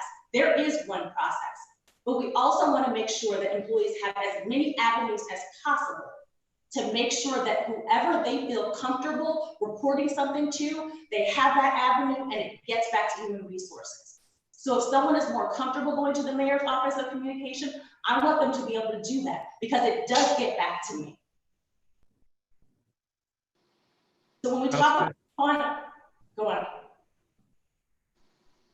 Councilman Conwell?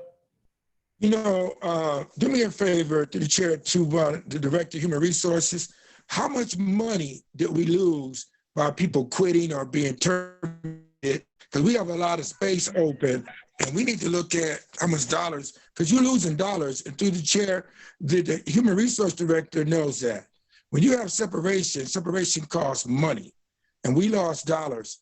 And every 3 years is not good enough. The thing about training through the chair to the director, it's an ongoing process.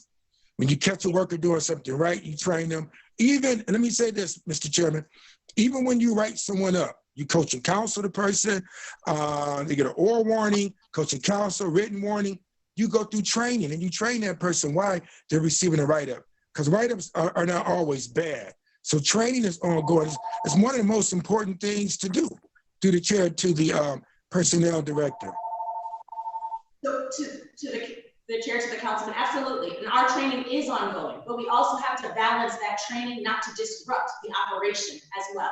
So that's why we've done an analysis to see how long people retain training. And that's how we based our continual training on the retention process of people that have been trained. We also are increasing the virtual training that we're rolling out of Human Resources. So we want multiple avenues for people to receive the training that we talked about. But it is ongoing. We've also partnered with our third-party administrative consultant, Ease at Work. There is virtual training that's available to every single City of Cleveland employee to expand upon what Human Resources do. So if I can also add this, I think it's really important that we keep in mind this. We don't want to just add training for the sake of adding training, because that does not change practice. So as we're looking at this as a much deeper level, looking at a Chief, we lost a lot of people. We lost a lot of people. I want to make sure I get your question answered, and just real quick, because I want to make sure that you, because I think that what I didn't hear them is answer your question, is there an actual number, an actual amount, an actual cost associated with the amount of people that we lost? Because I want to make sure that they answer your question.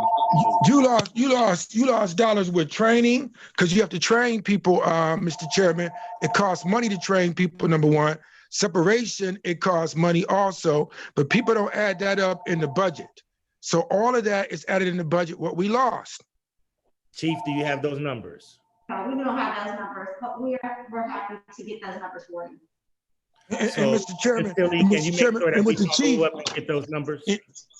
and here's another piece, Mr. Chairman, because I'm breaking down your stuff. You know, I love looking at strategic plans. I used to write them. Here's another piece. I disagree with you, Chief. Training should be ongoing while they're going through their process analysis. Training, it makes a better worker. It makes more efficiency. When you train, training is an ongoing piece. You just don't wait every 3 years. While they're doing a piece, even if they're doing something right, you tell them that they're doing a good job. And then that's how you change culture. To the chair, to the chief. If I can just say this. I agree that training is a significant part of this. But what I've learned through my experience in these years in working around professional development and designing professional development is that if you just have people going through a series of workshops without helping them to understand how to apply what they're learning to the actual context of the work environment, you're going through training for the sake of going through training and you're not making a change in how they operate and function in the work environment. So it's really important to understand how you make certain that you combine theory with actual practice and really design professional development model in a manner that's going to help people to not only grow in their knowledge and understanding, but also change practice on a regular basis. And it's part of the culture. So it's all goes hand in hand as a part of that process. But I want to be clear, Councilman, I totally agree. Professional development is really important. But I don't want us to think that if we just have a series of training sessions and have people to go through those training sessions, that it's just going to automatically result in changes in practice. Evaluation, accountability, professional development, all of those things go hand in hand and they have to be tightly aligned in order for it to act on what we're trying to see. To that point, Chair. You know what, Chief? One second. Councilman Conwell, Councilman Jones had a question on that point. Do you allow that point? Yes, I do. Thank you, Yield Chair. to your But- point, Councilman. Thank you, Go ahead. Chair. To that point, well, we just need to be able to see, we understand what's being said, but if we don't have the information to show what we're doing, and we don't have the information to measure it, then we're just saying words. So we just need to have the numbers in front of us, whether it's how much dollars are we losing, you know, what's our processes and procedures. We need to be able to show that we've been successful, but just saying it is not sufficient. How do we have the numbers and the paperwork to show that we are growing as a city in regards to this situation? Absolutely. Councilman Conwell, you back on, you had the floor, Councilman Conwell. He's definitely right on that point. I strongly disagree, not strongly, but I disagree with the chief. Here's the thing. It's the application of the knowledge. So while they're applying the knowledge and actually doing it, you have a supervisor out there that's constantly, and I'm not saying workshops. I'm not in workshops because you catch someone while they're doing the job.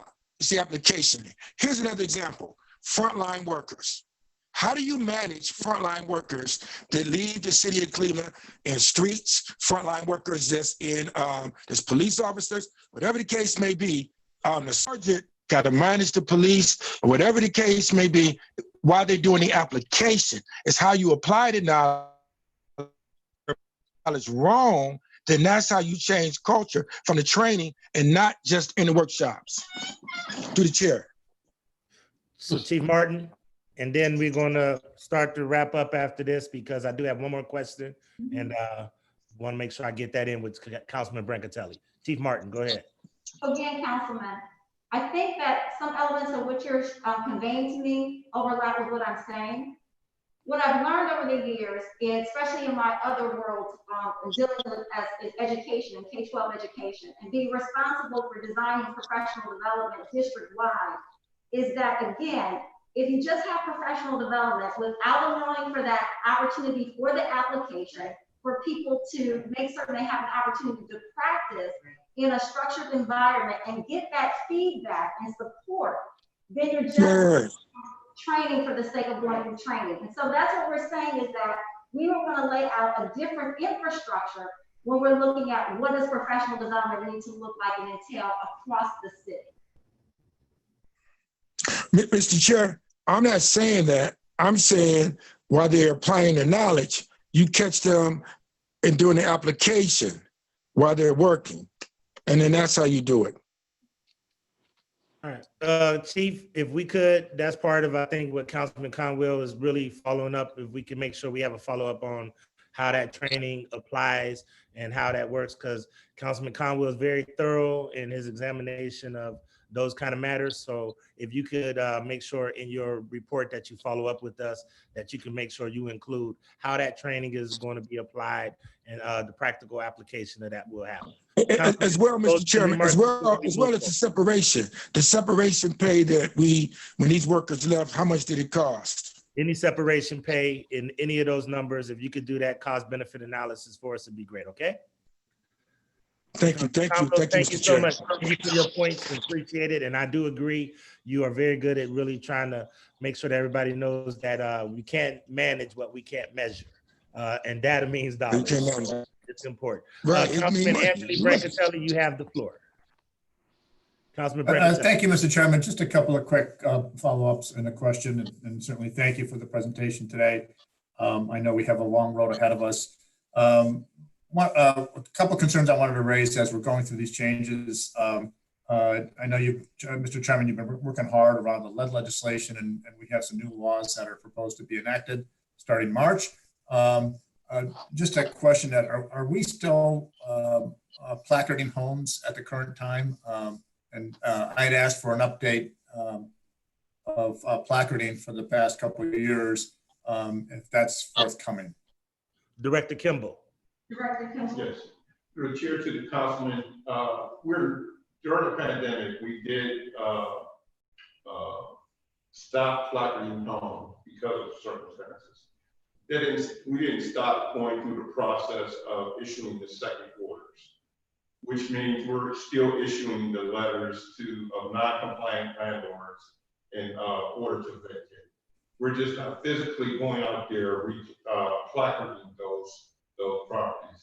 We are continuing to monitor all the properties that we have placarded over the years, and we continue to do that.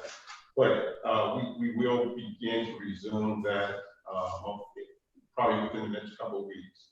And I will get you the updates of those properties that we've identified as being placarded. Okay, and so if I could, not that I want to pile on, I know we have a lot of work to do, but this would be helpful for us if you can give us a list of those who were issued second orders, so we know what's coming down the pike once we start placarding again.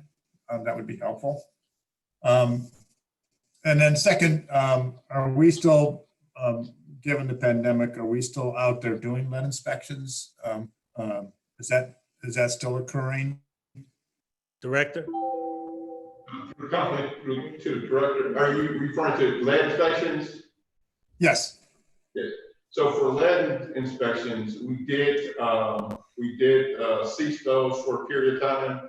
We have just begun conducting on-site investigations last week. We continue and always monitor those cases that we receive from the Ohio Department of Health. For those cases that were, the blood levels were extremely high, where it caused them to be in the hospital, we investigated those. We didn't cease those, but we continue to investigate those cases.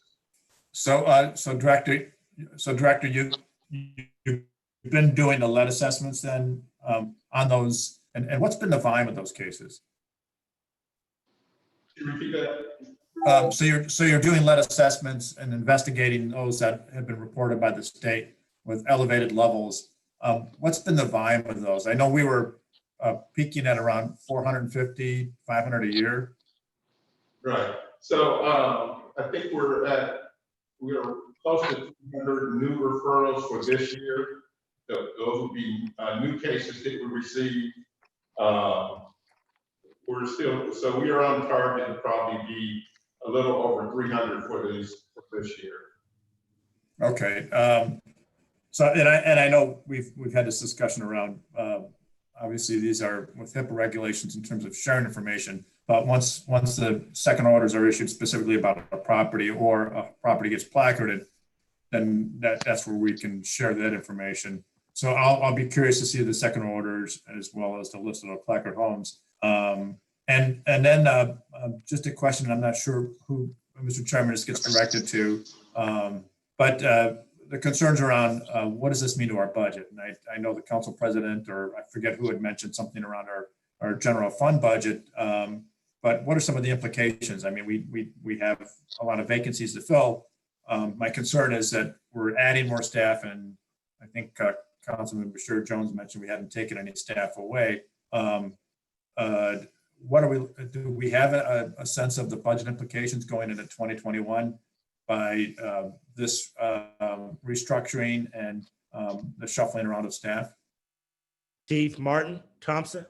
I'm sorry, I did not hear the full question, Councilman. I'm just having a difficult time. I'm sorry. I'm sorry about that. The question I had was around budget implications and what are we looking at towards 2021. So based on the press release that we had read, some staff was being moved in the mayor's office, other staff is being brought on, and then we're going out and searching for a new director. What is the budget implication by bringing on additional staff? So at this particular point in time, you're asking bringing on additional staff specifically in the lead program or just across the board, Councilman? Across the board. Across the board. Across the board. So we have those 27 vacancies. Those are already included in the budget. Those positions will definitely be filled. In addition to that, as we noted before, we'll have 3 new positions we're adding on: the Assistant Director of Public Health, the Assistant Commissioner of the Division of Health, and the Grants Manager position. So we know we are definitely moving forward with those particular positions. And there's no anticipation of making any changes or reducing any of the FTEs in any of the programs at this particular point in time. And so the new position created that's Director Gordon is going to, that's a new position?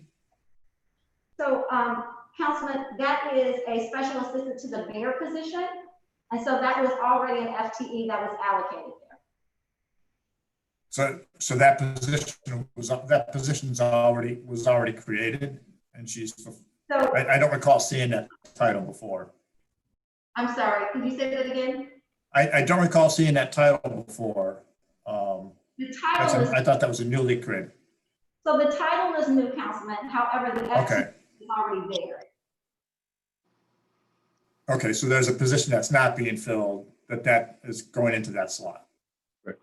So it's an FTE that existed as a special assistant to the mayor. It was already an allocated position in the mayor's office. It's just that we created the title, Manager of Population Health. The title is new, however, the FTE was not added. It already existed. Okay. So I know I'm channeling my inner Councilman Conwell. So, you know, at some point, if we want to see what the impact of these new positions in the budget, I know he's asked that question, so we'll await the answer. So thank you, Mr. Chairman. And just thank you so much. And just along those lines, I would really like to, and Ms. Tiller, if you could put this in the notes for a follow-up, I would really like to make sure that we really get a clear understanding of general fund budget implications as well as grant funding implications, because of are all of these 27 positions to Director Kimball and Chief Martin Thompson, are all of these positions general fund positions, or is it a blend of general and grant, or are they all grant funding? So what positions are they? And I believe we have, 14 general funds? 14 general fund positions and how many grant? And so 13 grant positions? General fund and 14 grant funded positions. So 13 general fund and 14 grant funded positions. Yes. So in addition to that, in my experience, that if you don't have your staff fully staffed for grant positions, does that have budget implications? Because we may lose dollars from certain state grants if we don't have, if it's not fully staffed, because some of those grants are reimbursable. Is that the case? So Councilman, one of the things, that's the reason why we're having these one-on-one meetings with each of the program managers, so we can understand what's going on with those grants, the programs, if they're at risk, any issues, and what do we need to do immediately to address them. Okay. If we can get a follow-up clarification of that, that'll be great, because I think that is important, okay? Thank you. All right, with that being said, I don't see any more hands. I'll just say in closing, I want to give a message to the employees of the health department. We do care. We are supportive of you. This council are not the administration. We're not there to, administer the department and be day to day, but we do take our oversight seriously. We understand that unless you have public health, you can't have wealth, you can't have a good job, you can't have good education until you have a good, solid public health. And I know that a lot of cities don't have health departments, and I know that it's a very, very challenging culture. It sounds to me like there was identified that a hostile environment exists. And I just want the employees to know that we support this realignment, we support the changes, and we do support the work that you do every day in the health department. So please extend that to the employees if you could, Chief Martin Thompson and also Director Kimball. I would like to visit them and continue to stay engaged with them as I've always have. And we're going to have regular meetings on this. We're going to either do monthly, bi-monthly, or quarterly. I haven't determined what that's going to be yet, but we're going to have regular meetings just to discuss and review the department operations. And with that being said, thanks everybody for attending this today. I look forward to continue to work with this opportunity. And as my colleague, Councilman McCormick always says, we have a chance to come out of this better. And Director Kimball, we're here to support you. Thank you all so much. And this committee meeting of Health and Human Services is adjourned. Thank you. Thank you.